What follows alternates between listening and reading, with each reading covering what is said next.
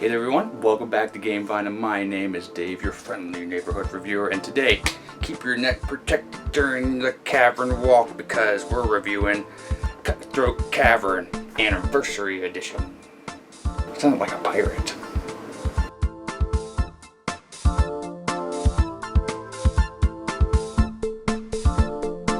That's right, it's another Smirk and Dagger review. Of course, they sent this copy, so disclaimer, this is a review copy. Thank you so much, guys, for your continued support. We can't appreciate you enough, and we can't wait to review more of your games. Now, again, this game is going to earn its grade on its merit, not because it's a review copy. I don't mind hurting people's feelings, but I'm not really sure that that's going to happen today, because if you've played Cutthroat Caverns, now I don't have a review, but I have played this game. I've actually been a herald and taught this game at a few different competitions, well, not competitions, conventions more of, and I like this a lot. So I'm going to go ahead and put that out there, but this one really amps it up. It doesn't add too much of the expansion. There is a tiny portion, but what it does add is great components. So without further ado, let's get on to those great components. And I'm going to give you a minor breakdown on how the game actually plays. I'm not going to give you a full breakdown. There are tons of reviews where you can go check that out.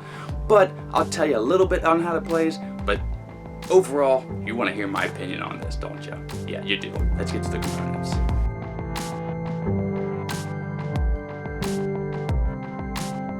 This is what comes in the Cutthroat Caverns Anniversary Edition. It's pretty blatant. The major upgrade are the hero cards. Now this is like quadruple, super thick cardboard, and it just makes me wanna, well, it makes me wanna.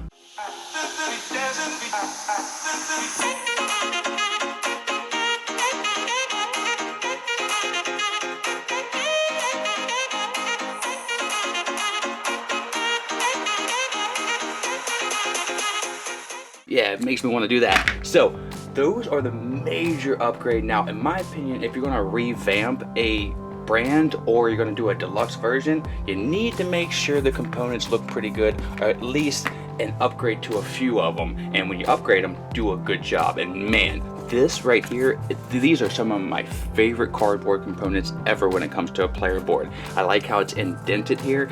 You have these little wood pegs here. They're not much of a difference when it comes to the first edition and the second anniversary edition here, but they don't move. It's so nice, and I hope other board game publishers take note, because that's super cool.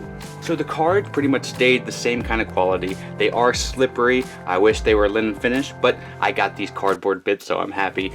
They did change the graphic art here on all the cards. I went ahead and lost some, but the back on the cards did stay the same. So if you do have other expansions for Cutthroat Caverns, well, you can enter them in this set here without having to worry.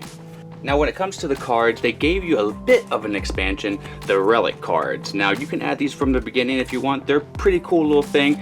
They spice it up just a little bit more, but I love that they did that as well. That's the second thing I think a deluxe or anniversary thing needs to do. They need to at least include 1 or 2 elements of their expansions. So good on you for that. And then the double layered monster board. Again, these little square pegs, they're not going anywhere. I love this concept, and I hope more board games start to do it. Now we have the big cards here. Pretty thin cardboard again, a bit slippery, but the graphic art is amazing. These are the monsters that you're going to be going against, and that is pretty much it, other than the tokens. Same kind of quality as the last version, different graphic art, but very thick cardboard. I appreciate that. All right, so now let me give you a brief explanation of the game, and then I'll give you my thoughts. Let's go. So again, I'm not going to be giving you a full breakdown, just kind of an overview. If you want to learn how to play this game, there are tons of forums, rule books, and other reviews. So this is a dungeon crawler. I love dungeon crawlers, so yeah, I'm a little biased, but this does it pretty well. There are mobs, multiple enemies, there are bosses, and what you're trying to do is defeat a set number of enemies, bosses, or monsters through the dungeon and have the most prestige points to be the winner, and then that's the end of the game. And some games are set up as 3 monsters, 6 monsters, or the one that I like to play, which is the longer one, 9 monsters. And once you beat all these monsters going down here, then you will tally up all the prestige points and see who wins. Now, you can die in this game, so once you die, you're pretty much out unless there are other cards that intervene. But the number of hit points that the monsters get depends on how many players there are, and you'll see that down here, and they'll still be, if there are 4 players, they'll still be 210. So you want to stick together, but you also want to get the final blow, because if you get the final blow, you get the prestige points, and there is an ultimate winner. But I always try to win with a group, and I feel good if we get out of the dungeon together. Everyone will start with 7 cards, and you'll be playing attack cards, potion cards, spell cards, cards against your opponent, relic cards, all these different things.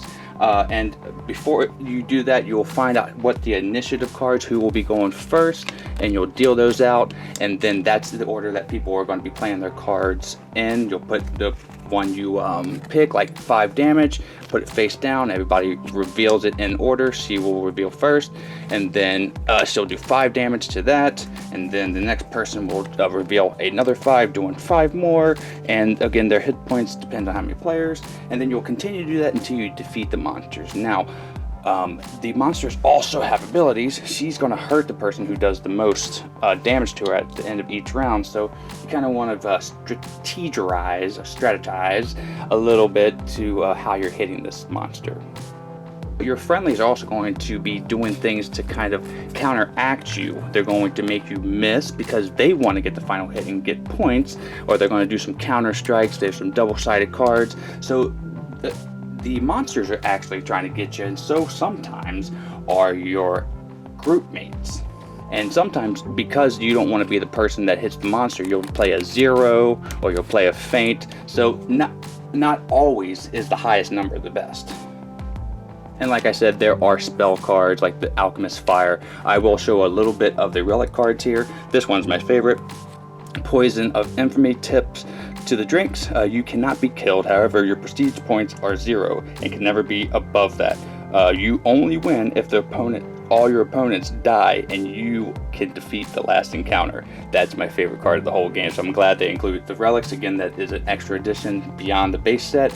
And this one here is if your attack is spoiled by a critical miss, the player who targets you loses 5. So that's another relic card. They don't do too much, but they do add a little bit of spice, and I always include them. So I'll give you a feel of a couple more monsters, and that's pretty much it. This is an example of a mob. So he has little counters, as you can see here, that will be fighting your teammates and you before you can actually fight him. So they'll go in front of you, you fight them, beat them, and then you can damage him. So that is kind of the experience of multiple monsters in a dungeon crawl. I like how they did that. And with the advanced version, they only tweaked the rules a tiny bit to make the game a bit faster, because my only complaint about the old one was it was a bit long if you went for the longer games. But now I can do 9 monsters and not really worry too much. It feels like a good set amount of time. And then the last monster I got here is the trap room. So not only will you be going against monsters, there are traps as well. So that is a basic overview. Again, if you want to get an in-depth look, there are tons of other outlets that you can check out. Now let's get my opinion and my score of this version of the game. Let's go. So that was a small overview on how you play Cutthroat Caverns, but wow. If this was the base game, I would give it an 85, because I like this kind of game where it's not entirely take that, but there is a little bit of you know, let's work together, and that works perfect for this game. And it's almost like this game pioneered that. No, it didn't, but I think it made it popular. With this version, it got a 90 in my opinion, which is a low A, but wow, these components are just delicious. And they took a game that I really liked and added some cool components. Now, the only thing that I could wish for is slightly better cards, but again, these are minor quibbles that I have. This game adds a bit of difference when it comes to the rulebook, and of course throws in a little bit of the expansion with the relic cards. Now, what you're asking is, if I have the base game, should I go out and get this? Well, it depends. If you want better components and you have a little bit of cash and you really like that game, then yes. But if you don't have the base set, I would go for this right here, because they keep the backs similar on the cards, so you can add the expansions if you want for like the monsters and stuff. But I mean, overall, this is the quality product, and I hope that this kind of trend of reboots, quality reboots of games continues, because I like to see old games revamped and done well. So that's what I think of this game here. I do want to send a huge thank you to Smirk and Dagger Games, because they have supported the channel since we have been, I think, at 200 subscribers. So they've been doing it for a long time. Thank you so much, guys. And again, this is good stuff. Keep up the good work. Thank you, Vine Nation, for joining today's video. If you haven't already, if you're new, hit subscribe and click like if you like the video, click dislike if you don't, and leave a comment down below and let me know if you've played this game and how it's gone over in your groups. But until next time I see you, everyone, have a great rest of your day and a great time with all your play. I'm Dave, and I'm out. Bye, everyone.